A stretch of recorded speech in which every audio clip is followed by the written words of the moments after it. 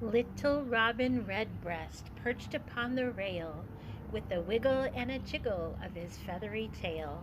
He found a tiny bit of worm to eat on this day, then sat upon a branch and took a little sway.